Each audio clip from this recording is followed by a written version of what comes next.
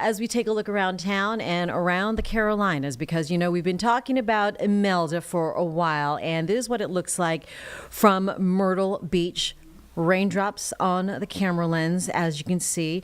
That's not too terrible, and it's not the most fantastic day. No. For the beach, Carlene. No, it's not. I wanted to show you. I just made it audible and did this last yeah, night. Absolutely. This is Folly Beach. This is also South Carolina. Folly Beach. So it's a little bit down the coast. Okay, so you can get a sense of what it's like if you want to hit the sand.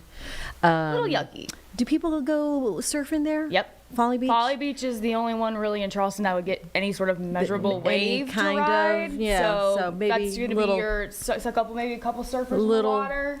Yeah, I'm like, are those people bobbing there? Probably. It's probably just close-ish to the washout. So you probably got a couple of them in there. All right, and we do know that that's Wrightsville. Wrightsville Beach, now North Carolina. Mm-hmm. Looking pretty decent as well. So, it's been okay. It's been okay. Mm-hmm. We'll take that. It's great compared to what it could have been. Absolutely. No, I heard that over the weekend that it made this hard, right? Yeah. Imelda. And it's been named. Well, and for one, the reason why it took so long to form is because it slowed down. It was over land for a while, didn't have the right conditions, and that is hands down the reason why we're under this situation. So plain and simple, what happened was, and the reason why we're even looking at a turn into the United States is that Umberto slowed down, because the plan all along, that's what Mother Nature originally had planned, is Umberto was going to try to move up along with Imelda, and then drag the wave back out, and it still was likely to become a tropical storm or a hurricane. But then what happened was, when Imelda was showing signs of speeding up, Umberto slowing down, then Imelda was following a different path. But since Imelda took so long to form, we were calling it Imelda well before it even was, just because we knew the inevitable.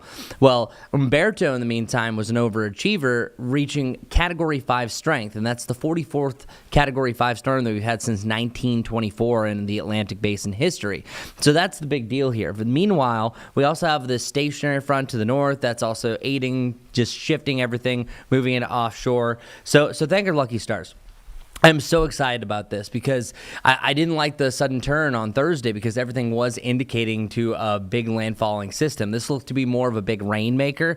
We are seeing an influx in some moisture. This often happens when a hurricane or a tropical storm is moving due north. It pushes extra tropical air in there, and if it has anything nearby, such as a front, Exhibit A, that's going to allow for a better chance for rain. So welcome to our rain chances today, and welcome to the Mondayest of Mondays, because it is not motivating whatsoever. It's not really a beautiful looking day by any stretch of the imagination, but the most recent update for Imelda herself is 8 a.m. and that was 50 mile per hour sustained winds, gusts up to about 60 miles per hour. This will eventually be Hurricane Imelda. And speaking of hurricanes, well, Umberto is now going through its second eye wall replacement cycle. So the eye wall replacement cycle is what happens, just what you would expect. It replaces its eye wall.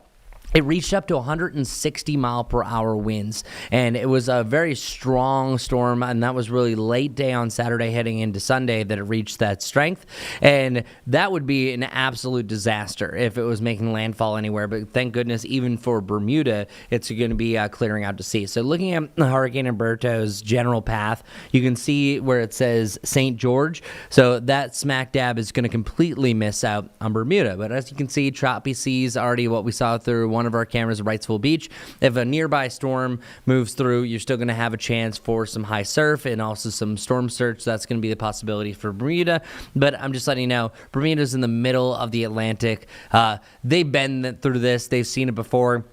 If it misses, they're going to be okay. But Imelda actually has her sights aimed at Bermuda. So this isn't a complete victory for everybody, because it does look like Imelda is going to become a Category 1 hurricane as early as tomorrow morning, more likely during the afternoon. And then it does look like it's going to beeline right towards the island of Bermuda. So there's still a lot that can change here. We've already seen all the changes here, but one thing we know for sure, it is not going to be affecting us directly here in the Carolinas, so thank goodness. Here's a better illustration, and this is model data, but it picks up on it. So we were talking about the Fujiwara effect. Dr. Fujiwara said that, hey, when you have two big low-pressure systems that are within 1,000 miles of each other, they can get a central point and they can rotate around each other. Well, as you can see here, it's not the direct Fujiwara where literally you're seeing a big rotation, but now that you outline things in here, and let's see if I can outline it to give you a better representation, or at least bring up my pointer tool. So check it out. See how this line right here almost looks like an avocado?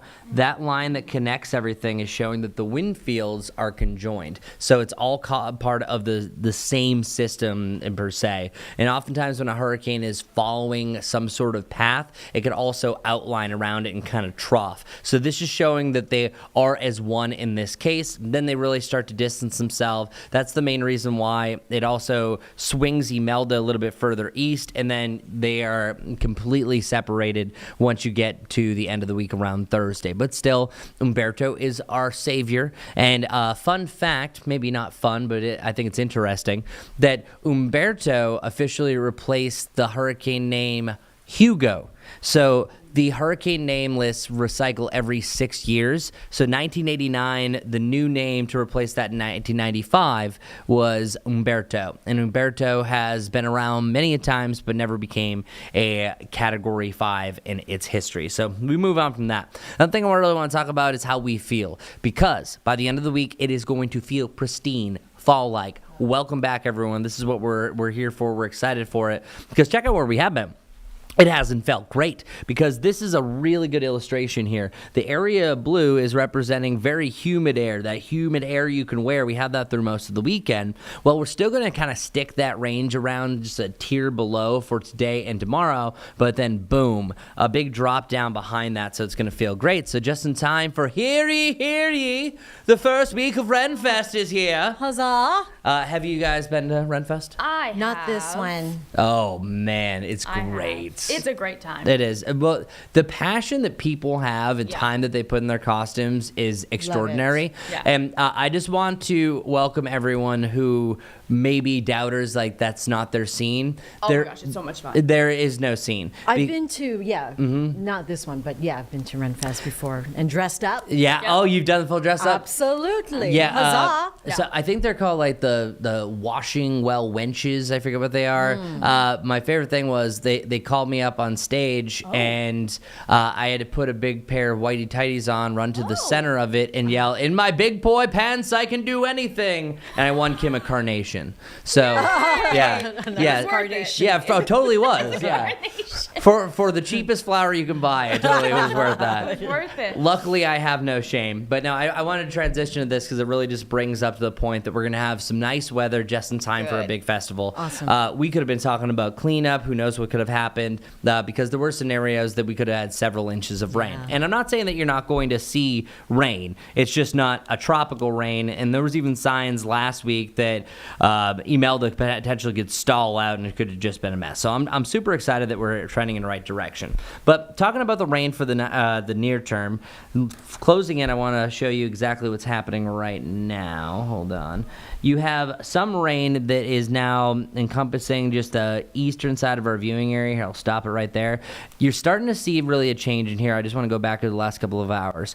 Once you start seeing new showers form ahead of that, that means that the atmosphere is pretty juiced up. So now we're going to start to see by the end of this morning a lot more scattered activity. But in general rule, the further east you go, the more rain. The further west you go, less rain. That's why some of our high temperatures, Hickory and Morganton, are going to be warmer than Charlotte because they will see sunshine, won't have as much rain.